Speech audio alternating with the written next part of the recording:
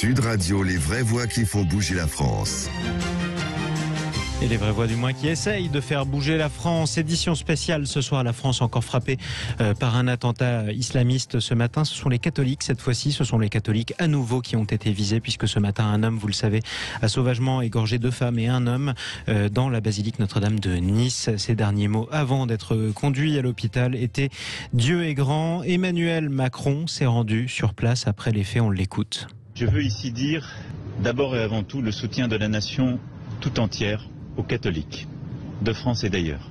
Après l'assassinat du père Hamel à l'été 2016, c'est une nouvelle fois les catholiques qui sont attaqués dans notre pays, menacés, avant les fêtes de la Toussaint.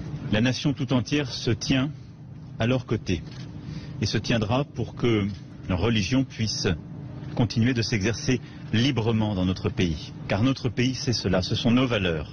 Que chacun puisse croire ou ne pas croire, mais que chaque religion puisse s'exercer. Et surtout, à 3 jours de la fête de la Toussaint pour les catholiques notamment, qui aura lieu dimanche prochain, 7000 militaires seront mobilisés pour protéger les lieux de culte et en particulier les églises, a dit Emmanuel Macron. On accueille avec nous nos 2 invités. Bonsoir à vous, Monseigneur Michel Dubost. Bonsoir. Et bienvenue sur Sud Radio, administrateur apostolique du diocèse de Lyon. Nous sommes également en direct sur Sud Radio avec Raleb Benchir. Bonsoir à vous. Bonsoir. Vous êtes le président de la Fondation de l'Islam de France. Monseigneur Dubost, si vous le permettez, j'imagine évidemment qu'après ce nouvel attentat qui vise en particulier l'Église catholique, l'émotion est d'autant plus vive au sein de vos fidèles. Bien sûr, mais vous savez, ça vise la France, ça vise l'Église catholique parce que c'est un signe, c'est un symbole. Mais il y a quelques jours, il y avait eu des difficultés avec une mosquée, il y a l'autre fois c'est une synagogue. J'allais dire que c'est la France qui dit, alors évidemment quand c'est l'Église catholique, nous sommes très sensibles et nous disons que quand même qu'on se sert de Dieu pour dire cela, ce n'est ni musulman, ni juif, ni chrétien, c'est abominable. Je le disais, Raleb Benchir, les derniers mots du terroriste avant d'être conduit à l'hôpital, puisqu'il a été blessé par la police municipale de Nice, ces derniers mots étaient « Dieu est grand ». Il venait d'égorger 3 personnes à l'intérieur d'un lieu de culte. C'est un sacrilège suprême. Il n'y a pas de grandeur de Dieu quand c'est mêlé à l'effusion de sang. Votre collègue qui parlait de la météo, Rémi André, lui avait dit c'est la seule bonne nouvelle aujourd'hui. Effectivement. C'est peut-être la seule bonne nouvelle aujourd'hui, une journée particulière, une journée de deuil. Et je voudrais dire, comme l'a dit Monseigneur Dubost, c'est la France tout entière qui est atteinte. Et moi, je voudrais ajouter que la composante catholique de la nation, nos compatriotes catholiques, ont à la fois notre compassion, notre soutien, notre solidarité, nos prières, et aussi, j'exprime notre honte. Ce n'est pas possible qu'on continue comme ça à s'attaquer à des sanctuaires que sont des lieux de culte. Ça ravive le martyre du Père Jacques Hamel. Donc notre solidarité totale avec les catholiques français, nos compatriotes, et aussi de par le monde. Trop, c'est trop, ça suffit, nous sommes tous meurtris. Je salue l'initiative du Conseil français du culte musulman d'avoir annulé les festivités de la célébration de la naissance du prophète de l'Islam aujourd'hui. Donc c'est un jour particulier qui est celui de la solidarité. Comme l'Ecclésiaste dit qu'il y a un temps pour tout, un temps pour naître et un temps pour mourir, un temps pour pleurer, un temps pour sourire et un temps pour la guerre et un temps pour la paix. Donc je résume toute la litanie en 15 versets. Aujourd'hui, c'est à la fois le deuil et la compassion, mais notre détermination est absolue. Notre résolution est totale pour en finir à bout de cette hydre de lerne de l'islamisme radical et du terrorisme abject. Nous n'abdiquerons jamais et la République ne pliera pas. Alors vous le disiez justement, Ghaleb Benchir, aujourd'hui, le Conseil français du culte musulman a condamné avec force cet attentat terroriste. Et en signe de deuil et de solidarité, je cite, avec les victimes et leurs proches, le Conseil français du culte musulman a appelé les fidèles musulmans de France à annuler toutes les festivités de la fête de Maolid, la naissance du prophète qui devait se terminer ce soir, notamment pour qu'il y ait moins de mosquées à faire protéger par les militaires et qui puissent davantage protéger les églises. C'était en substance le message des responsables du Conseil français du culte musulman. Michel Dubost, Monseigneur Michel Dubost, la Toussaint qui va pour vous être célébrée dimanche prochain le sera dans des conditions encore plus particulières, j'imagine. Est-ce que vous êtes malgré tout serein quant à la sécurité des fidèles qui voudront se rendre à l'église pour prier ? Je suis serein parce que d'abord, j'ai vu tout le développement que le gouvernement fait pour que nous soyons protégés. Puis je suis serein parce que je sens que ce choc fait que les Français font bloc. Et que j'ai reçu toute la journée des messages d'amitié. Et le premier qui m'a été envoyé, c'était un membre du Conseil national du culte musulman. On sent que cette circonstance nous oblige à faire bloc. Et je pense que ça, c'est notre meilleure sécurité. Notre meilleure sécurité, c'est que nous fassions pays ensemble, nation ensemble, que nous fassions amitié ensemble, que nous ayons du lien social. Il n'y a pas de possibilité de paix si les gens s'ignorent les uns les autres. Et quand on devient amis, on se protège les uns les autres. Alors revenons quand même à l'origine de cet attentat. La France fait face à une campagne assez violente de menaces, d'insultes dans beaucoup de pays dans le monde et en particulier des pays musulmans. Et ce depuis les suites de l'assassinat de l'enseignant Samuel Paty qui avait montré à ses élèves une caricature du prophète Mahomet dans un cours sur la liberté d'expression. Les caricatures, notamment du prophète, qui semblent être à l'origine de cette nouvelle poussée de fièvre. Malgré tout, Ghaleb Benchir, comment vous expliquez qu'autant de pays montrent une telle animosité à l'égard de publications de dessins qui viennent d'un journal en France ? 3 ou 4 niveaux de réponse d'une manière très brève. D'abord, nous avons dans notre pays une tradition de caricature. Elle est là, ça fait partie de la nation française et nous l'acceptons naturellement. Deuxièmement, il y a ailleurs, en dehors de notre pays, une incompréhension quant à l'idée de toucher le sacré. Et sur cela s'est greffée une manipulation d'un chef d'État d'un pays étranger. Recep Tayyip Erdogan. Vous l'avez cité, donc Recep Tayyip Erdogan, et ça a enflammé les choses. Qu'est-ce qu'on a à répondre ? D'abord, pour nous, dans notre pays, la liberté d'expression est celle-là et nous n'allons pas changer.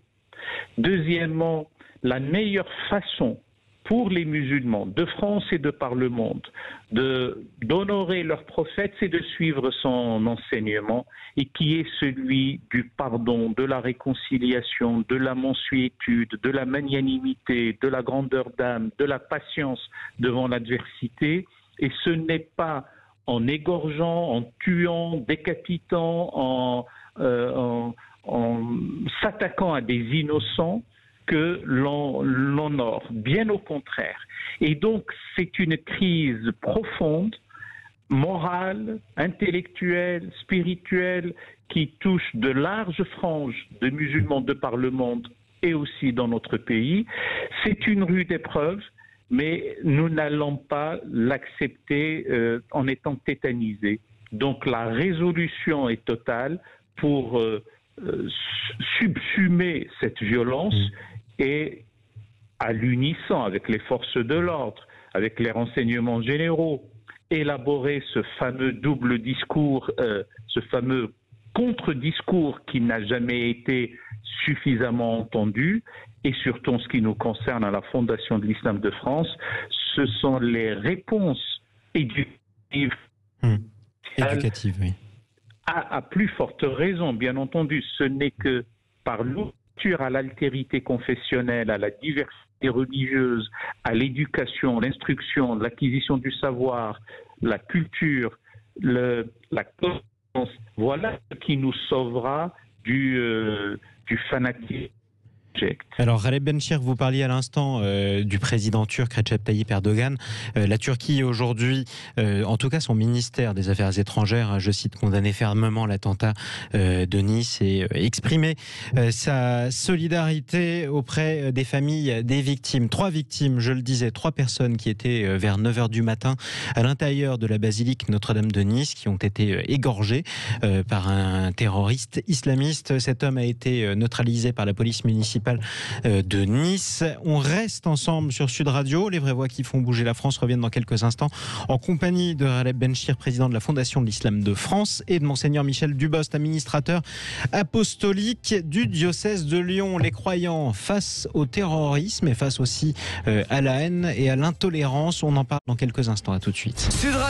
Sud Radio, les vraies voix qui font bouger la France. Les croyants face au terrorisme, notamment après l'attentat de Nice qui a frappé la basilique Notre-Dame de Nice ce matin, où 3 personnes ont été égorgées par un jeune Tunisien qui était entré en France en passant par l'île italienne de Lampedusa. Comment les croyants font-ils face au terrorisme? Je précise aussi que dans la même journée, en Arabie Saoudite, pour le coup, le consulat de France à Jeddah, dans la ville de Jeddah, a été la cible d'une attaque au couteau qui a blessé un des vigiles qui gardait ce consulat. Les menaces qui sont assez nombreuses contre la France, où que ce soit d'ailleurs dans le monde. Nous sommes avec Recep Benchir, président de la Fondation de l'Islam de France. Nous sommes également avec Monseigneur Michel Dubost, administrateur apostolique de Lyon. Question qu'on aimerait se poser malgré tout, Michel Dubost. Je le disais quand je disais attentat qui vise cette fois-ci les catholiques, qui vise à nouveau les catholiques. Il y a 10 jours, c'était l'école qui était visée. Vous avez dit vous-même que c'était en fait la France et tout ce qui symbolisait la France qui était visé par cette vague terroriste. Autre question qu'on aimerait se poser, comment peut-on faire pour en venir à bout et surtout combien de temps nous faudra-t-il? Combien de morts encore jusqu'à arriver à éradiquer cette menace? D'abord, il faut peut-être remarquer que c'est une menace, un attentat qui a été fait au couteau. Oui. C'est-à-dire que ce n'est pas un attentat qui a demandé une préparation sophistiquée. Tout à fait. Probablement parce que ça doit être beaucoup plus difficile aujourd'hui, après une sinistre expérience, de faire des attentats sophistiqués. Alors, c'est peut-être, malgré tout, un tout petit brin d'espoir. Mais c'est pas là-dessus qu'il faut se fonder.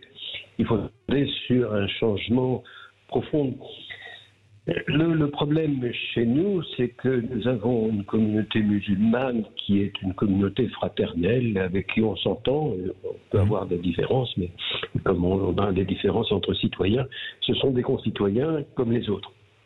Et puis, cette communauté a en marge des gens qui, alors on sait, la sociologie dit des choses différentes, mais des gens qui se servent de Dieu et qui, pour trouver une identité, que sais-je, et ça c'est très dangereux. Et à mon avis, il faut oser dire que c'est dangereux, oser dire que nous ne confondons pas les musulmans avec ces gens qui se disent musulmans mais qui ne le sont pas, parce que ce ne sont pas de vrais croyants. Et il faut oser lutter par les moyens juridiques. On ne peut pas gagner autrement que par le droit pour arriver à cela. Et ça demande un changement culturel.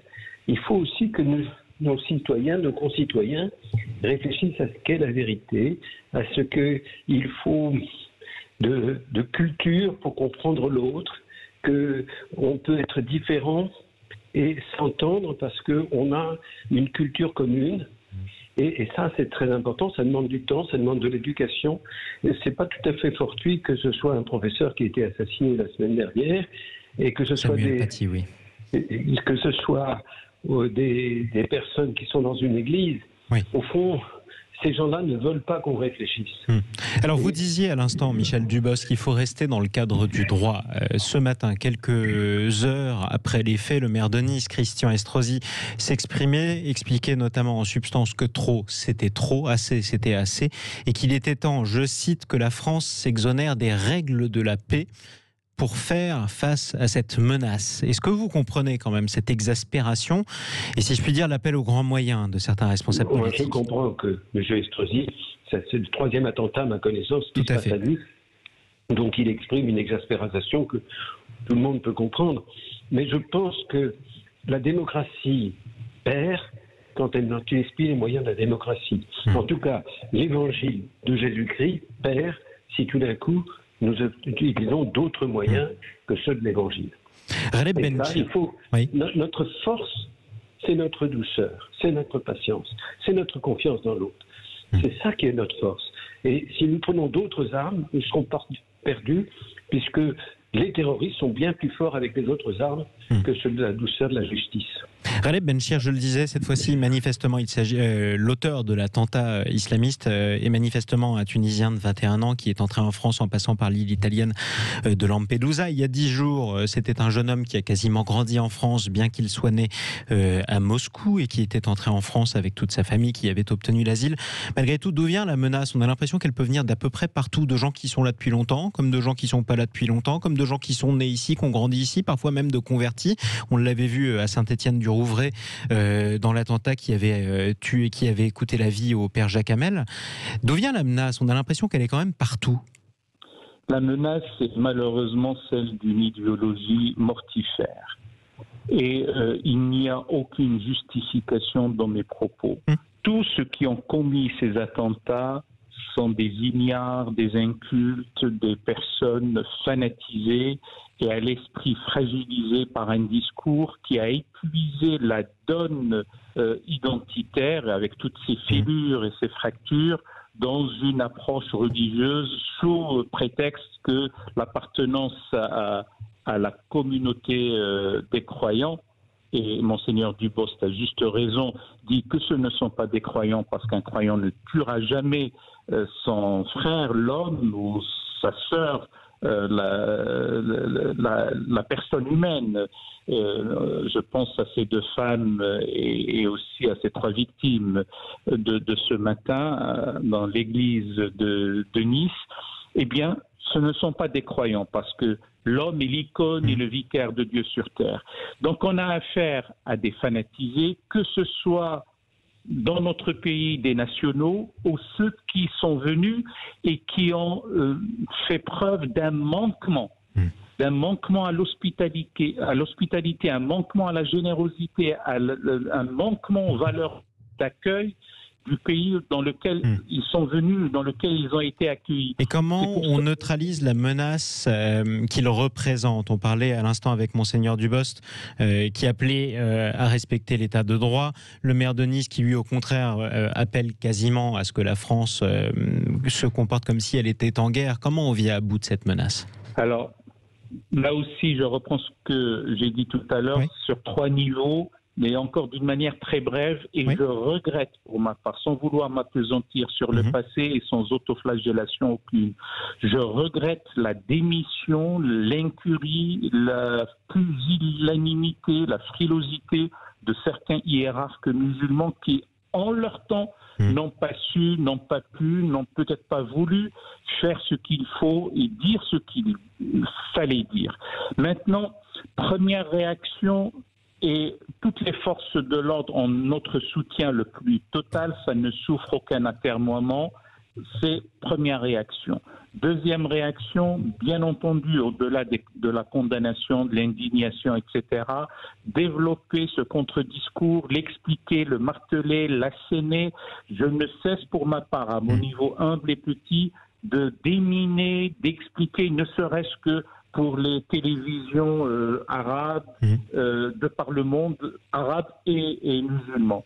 Troisième niveau, c'est aussi à la République de reconnaître l'ensemble de ses enfants. Je pense à cette allégorie de la République d'Honoré Daumier qui en 1848 a voulu concourir pour peindre la République dans une toile, et c'était une mère qui nourrissait ses enfants et un garçonnet qui étudie à ses genoux. Eh bien, c'est la République qui doit nourrir et instruire l'ensemble de ses enfants. Ce n'est que par une citoyenneté heureuse, partagée avec les devoirs du citoyen et le droit du citoyen qui en découle. Et bien entendu, l'état de droit, parce que nous sommes civilisés, et une nation civilisée obéit au droit, le droit corsète et il libère. Je peux comprendre l'émotion de tel ou tel responsable, parce que, in fine, nous ne sommes que des hommes, que des êtres humains. Mais à un moment donné, il ne faut pas abdiquer. Il ne faut pas qu'il y ait défaite de la pensée, abdication de la raison et démission de l'esprit. Bien au contraire, tenir au droit qu'on peut faire évoluer, bien entendu. Mais la démocratie perdra si elle n'est plus démocratique. Et à juste raison, Monseigneur Dubost disait que nous perdrons tous si nous ne reconnaissons pas l'enseignement christique et l'enseignement évangélique dont la tradition coranique se veut continuatrice. Merci à vous, Raleb Benchir. Vous parliez à l'instant d'Honoré Daumier qui avait notamment produit cette allégorie de la République. C'était aussi l'un des plus grands, sinon le plus grand caricaturiste que la France ait connu. Et c'était déjà au 19e siècle. C'est dire aussi si cette tradition est vieille et ancrée dans les mœurs du pays. Merci beaucoup, Raleb Benchir, d'être intervenu sur Sud Radio. Président, je le rappelle, de la Fondation de l'Islam de France. Vous êtes aussi membre du Conseil des sages de la laïcité au sein du ministère de l'Éducation nationale. Merci à vous, Monseigneur Michel Dubost, administrateur apostolique du diocèse de Lyon. Je vous souhaite à tous les deux, et si j'ose dire, et malgré tout quand même, à Monseigneur Dubost une belle fête de la Toussaint dimanche prochain. Merci, et à Raleb Benchir une bonne fête de Maoulid pour ce soir. En tout cas, merci à tous les deux. Les vraies voix qui font bouger la France reviennent dans quelques instants sur Sud Radio. Autre actualité du jour, on ne l'a pas oublié malgré tout, c'est le confinement. C'est moins tragique, mais c'est quand même particulièrement compliqué. Parlons vrai avec les entrepreneurs. Dans quelques instants, Stéphane Soumier reçoit son invitée Marie-Corée Baillet. Elle est la fondatrice de Pâtisserie Numérique. On va essayer de se changer les idées et ça pourra en plus nous servir pendant un mois où quand même on sera bloqué. Nous, à tout de suite sur Sud Radio.